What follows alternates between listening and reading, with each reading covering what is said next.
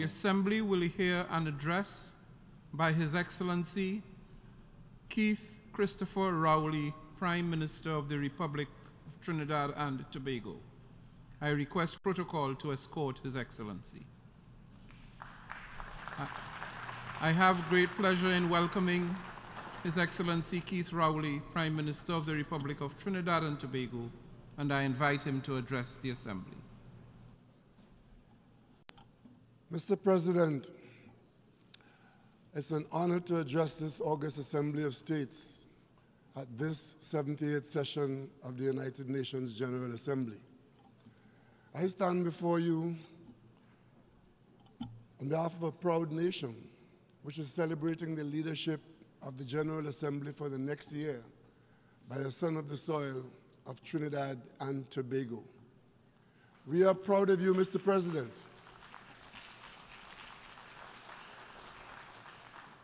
I again extend warmest congratulations to you on behalf of the government and people of the Republic of Trinidad and Tobago, and you are assured of our full support.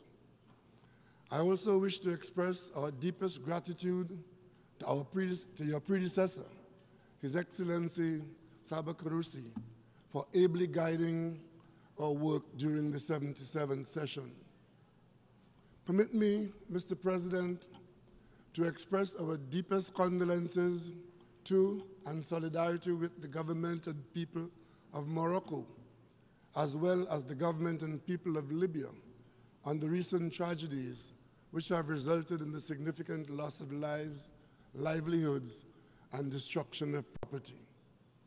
Mr. President, at the midpoint of the journey for the implementation of the Sustainable Development Goals and the 2030 Agenda, a sober reflection would leave many observers with a pessimistic feeling that the world is in peril and that we are at risk of significantly falling short of ensuring that no one is left behind.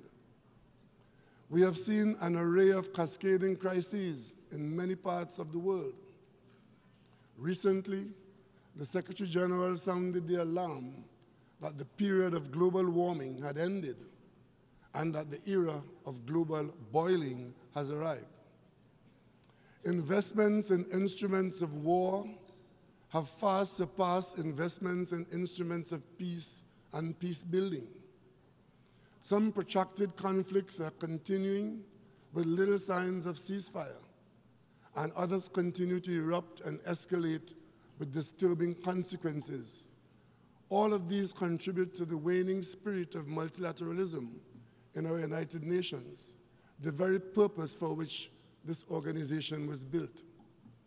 We have seen glimmers of hope extinguished by the darkness of despair, where the most vulnerable of the global population are made to pay the highest price.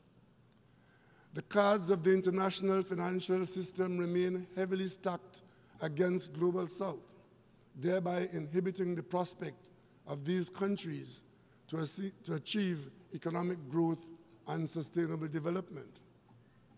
Against this backdrop, Mr. President, I ask, is this the legacy that we would leave for future generations? Mr. President, Trinidad and Tobago, as a responsible member of this organization, is committed to doing its part to achieve sustainable development and international peace and security for all.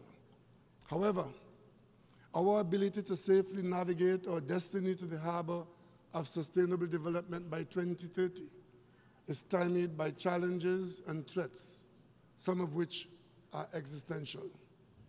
One such threat is the proliferation and use of illegal firearms in our society, which, just like in other jurisdictions, bring untold suffering to many families and communities and the nation as a whole. Only today, Mr. President, we experience the loss of life of 5 members of one family killed by an assailant with an assault weapon. Mr. President, this situation has worsened largely because of the accelerated commercial availability, coupled with illegal trafficking from countries of manufacture into the almost defenseless territories of the Caribbean. In a population of 1.4 million people in Trinidad and Tobago, we experienced over 600 murders last year, 90% of which involved handguns and increasingly assault weapons. Within our best efforts and a huge consumption of our already scarce resources, we have seen over 400 violent firearms-driven killings already this year. Mr. President, this is a crisis shared by almost all the Caribbean territories and is to be added to the challenges that stand in the way of any successful tackling of the development goals already identified. Mr. President, Trinidad and Tobago, both individually and as part of the Caribbean Community CARICOM, has attempted to devise solutions and interventions to address these challenges meaningfully and holistically. For this reason, earlier this year, Trinidad and Tobago hosted the CARICOM Regional Symposium to address crime and violence as a public health issue, as we felt that it was incumbent to promote and encourage dialogue aimed at reducing violence and preventing crime in our society.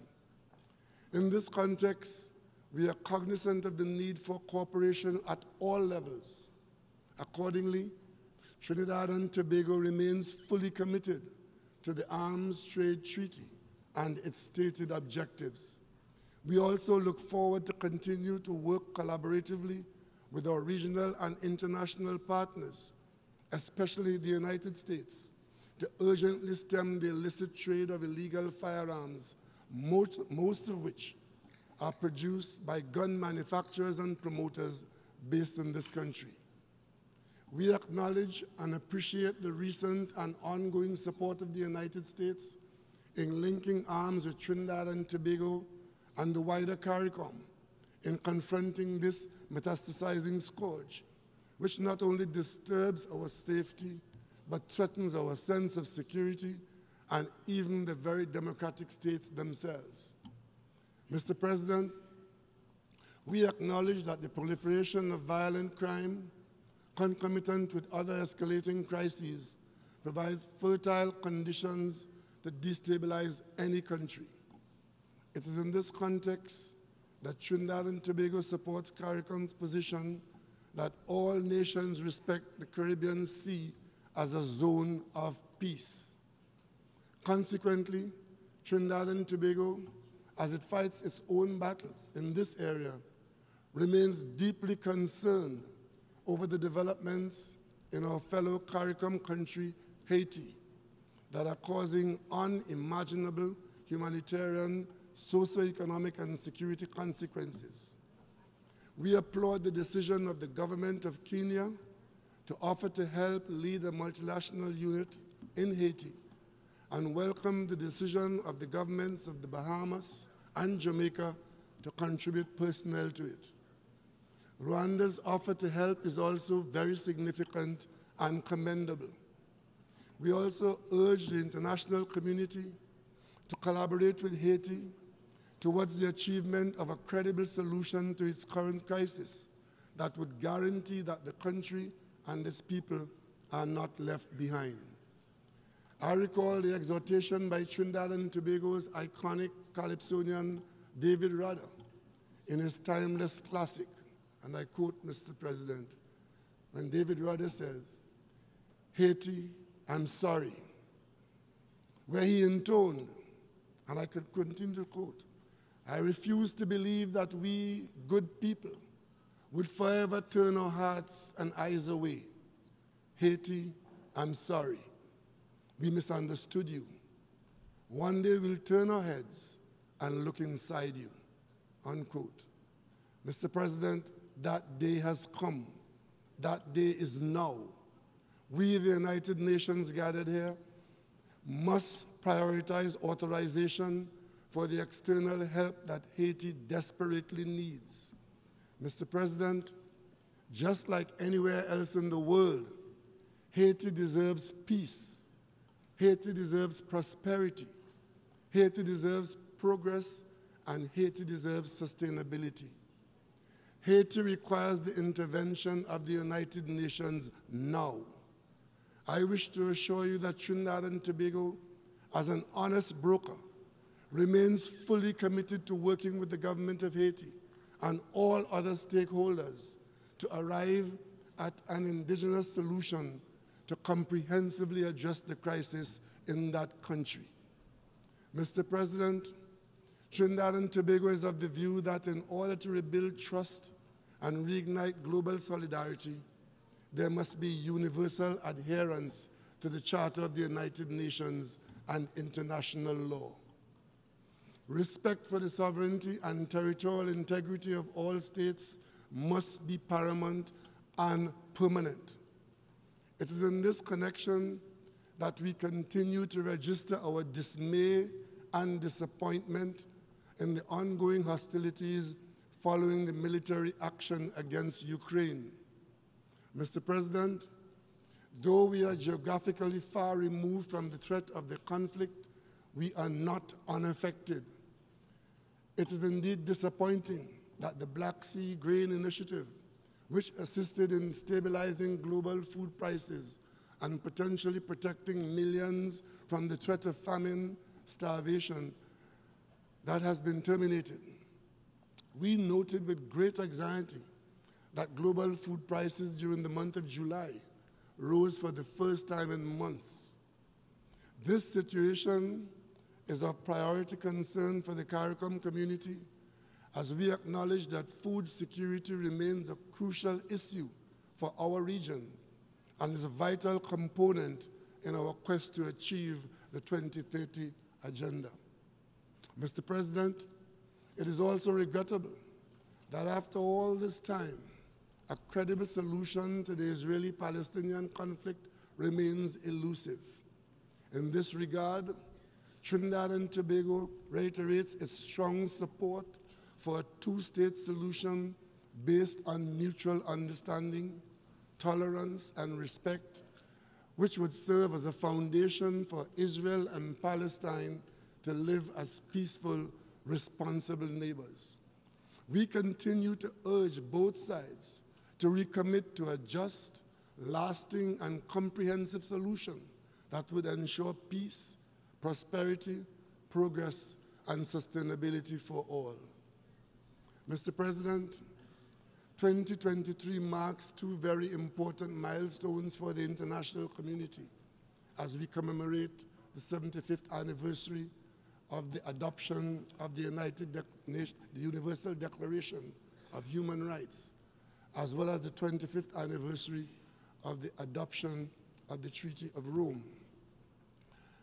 As a country that has been a long-standing advocate of the International Criminal Court, Trinidad and Tobago congratulates the court on this achievement.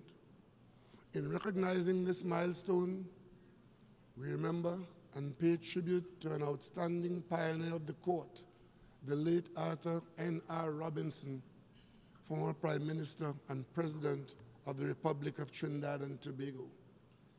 We have seen sufficient evidence to be convinced that his efforts, which in part resulted in the creation of the International Criminal Court, were not in vain. For this reason, Trinidad and Tobago remains steadfast in its support of the work and mandate of the court, as we believe that access to justice is a critical element towards achieving sustainable peace. We therefore continue to urge those countries that have not done so to submit to the jurisdiction of the International Criminal Court so that it can comprehensively fulfill its mandate as a truly universal court.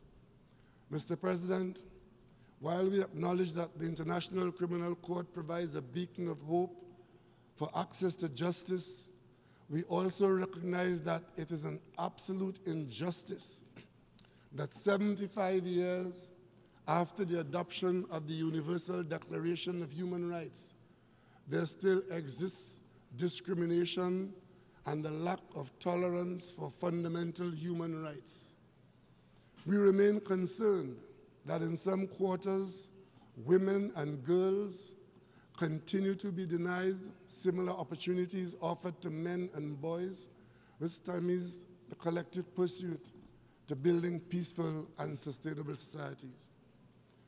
It is quite paradoxical, Mr. President, that we are attempting to achieve the 2030 agenda while leaving substantial segments of communities behind.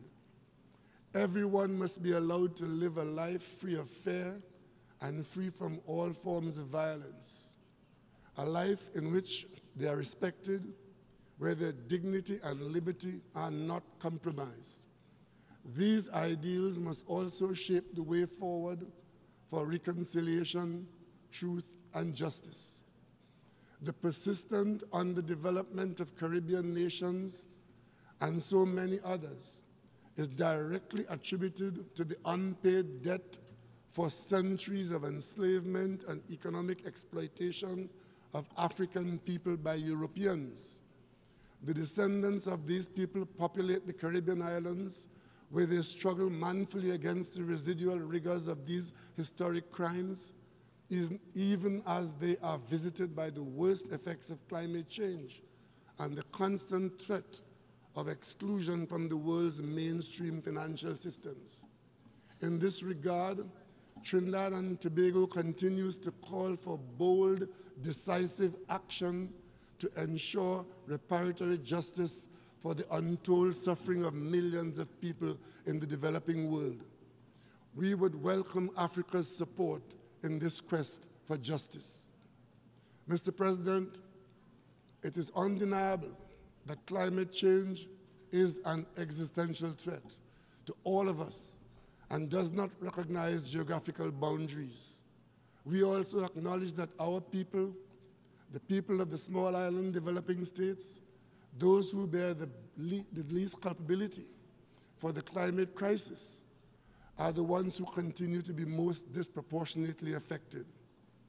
The experts have told us that this past July was the hottest month on record and that global ocean temperatures were also at record levels. Most disconcertingly, we noted with justifiable alarm the recent dire warning by scientists that without ambitious climate action, we will exceed the critical 1.5 degrees Celsius temperature threshold. However, recent developments have shown that overambitious net zero targets ought not to be forced upon small island nations. Mr. President, we are called upon to be game changers on this issue. We have a responsibility for the survival and continued existence of life on this planet that no other generation of leaders has had. A global stocktake at COP28 is crucial. The global stocktake must result in a roadmap that brings the world nearer to the track by ensuring that NDCs are aligned with the 1.5 degree temperature goal. Nationally determined contributions must become nationally implemented contributions. Trinidad and Tobago is in the process of implementing its commitment to installing some infrastructure for sustainable energy supply. We urge developed countries to increase their support for the second replenishment of the Green Climate Fund. In these commitments, if they're made, we will be honored in full sooner rather than later. They would go a long way towards rebuilding trust and reigniting global solidarity, particularly for the Global South. Mr. President, the global economic crisis has landed heavily on the developing world, with small island developing states such as Trinidad and Tobago and our Caribbean neighbors facing the harshest impacts of the socio-economic fallout. For this reason, the next 10-year program of action will be crucial to ensuring that no one is left behind.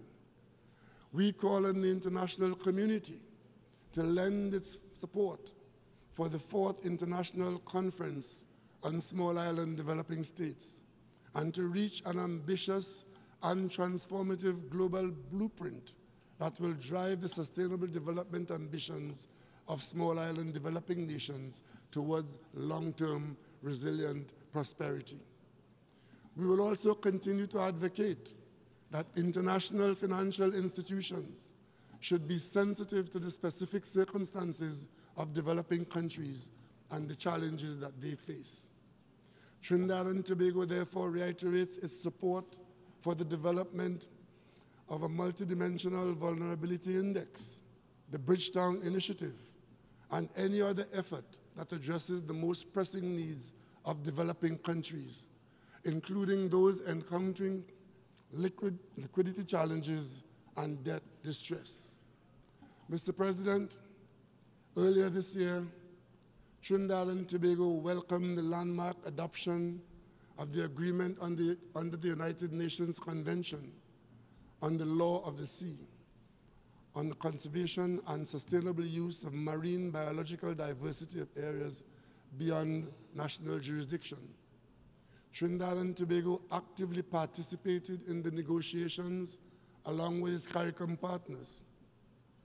We are fully confident that when this treaty enters into force, the benefits will redound to all of humankind. Mr. President, the 2030 Agenda envisions a revitalized global partnership for sustainable development based on a spirit of strengthened global solidarity. It would, however, be impossible, Mr. President, for our sisters and brothers in Cuba to achieve these goals if the anachronistic economic, commercial, and financial embargo imposed against that country remains in place. For over 6 decades, the people of Cuba have been grappling with significantly diminished prospects for charting a course towards prosperity, meaningful progress, and sustainable development. To this end, Trinidad and Tobago reiterates its call for the unconditional lifting of the economic, commercial, and financial embargo against Cuba, and certainly for its removal from any unjustified listing as an alleged state sponsor of terrorism. Mr. President, despite our challenges, 2023 has been a momentous year for us in CARICOM.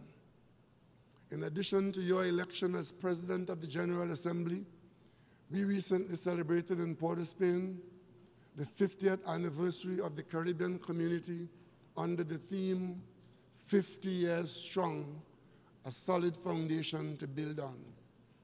It was indeed a confluence of celebratory events as we all rejoiced over the election of CARICOM members to major UN bodies.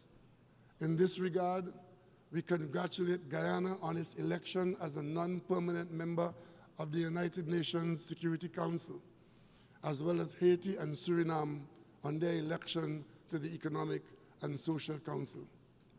Mr. President, guided by our charter and the spirit of multilateralism, we can use the popular aphorism as inspiration, and I quote, "Coming together is the beginning. Keeping together is progress. Working together is success," unquote. If we were to apply that maxim, I have no doubt that we can achieve peace, prosperity, progress, and sustainability for all. Mr. President, Trinidad and Tobago will be doing its part. We continue to stand on our principles, to deploy our diplomacy and leadership in the service of the common good, to uphold international law, and to work with member states in our commitment to leave this world safer, healthier, and better. Mr. President, I thank you for your attention, and I thank my colleagues.